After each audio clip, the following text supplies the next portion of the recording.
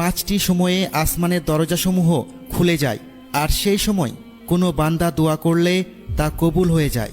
প্রিয় বন্ধুরা, আমরা সবাই চাই যেন মহান আল্লাহ তাআলা আমাদের দোয়া কবুল করুক।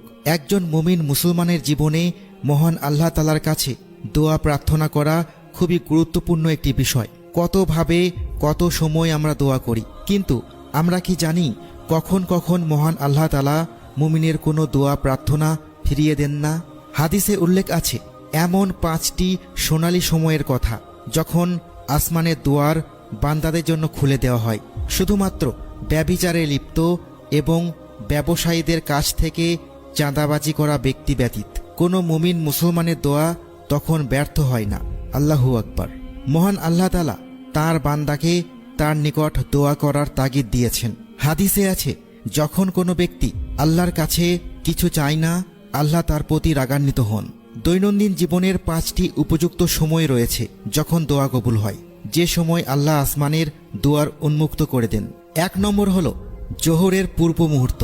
মহানবী হজরত মুহাম্মদ সাল্লাল্লাহু আলাইহি ওয়াসাল্লাম বলেছেন, নিশ্চয় আসমানের দুয়ারসমূহ খুলে দেওয়া হয় সেই সময়ে যখন সূর্য মধ্যাকাশ থেকে পশ্চিম আকাশের দিকে হেলে পড়ে, আর এরপর জোহরের সালাত পর্যন্ত তা আর বন্ধ করা হয় না।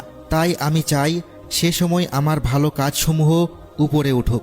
সহিহুল জামি 1532। 2 নম্বর হল আজান দেওয়ার সময়।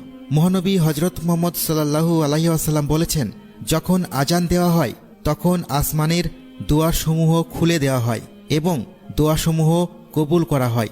সহিহ তাগরিব 260। 3 নম্বর হল এক নামাজের পর যখন অন্য নামাজের জন্য মানুষ অপেক্ষা করে।